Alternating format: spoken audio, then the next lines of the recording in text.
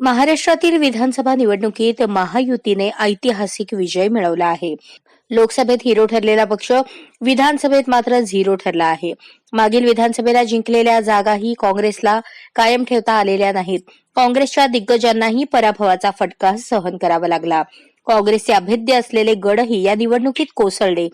हा काँग्रेससाठी मोठा धक्का मानला जात आहे. लोकसभेतल्या यशानंतर विधानसभेत सत्ता स्थापनेची स्वप्न काँग्रेस पाहत होती, पण त्यांचे हे स्वप्न धुळीला मिळाले. विधानसभा निवडणुकीत काँग्रेसचा सुपडा साफ झाला आहे.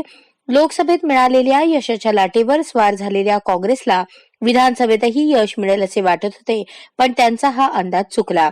याचा फटका इतका मोठा होता की काँग्रेसचे ज्येष्ठ नेते बाळासाहेब थोरात यांना पराभवाचा झटका सहन करावा लागला.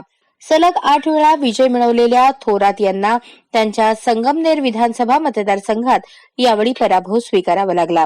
थोरातांप्रमाणेच माजी मुख्यमंत्री पृथ्वीराज चव्हाण यांनाही पराभवाचा धक्का सहन करावा लागला.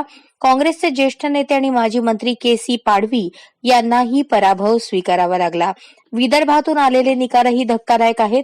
काँग्रेसने विदर्भातून अशा निकालाची कधी अपेक्षा केली नसेल. सावनेर हा काँग्रेसचा विदर्भातील अभेद्य गड होता.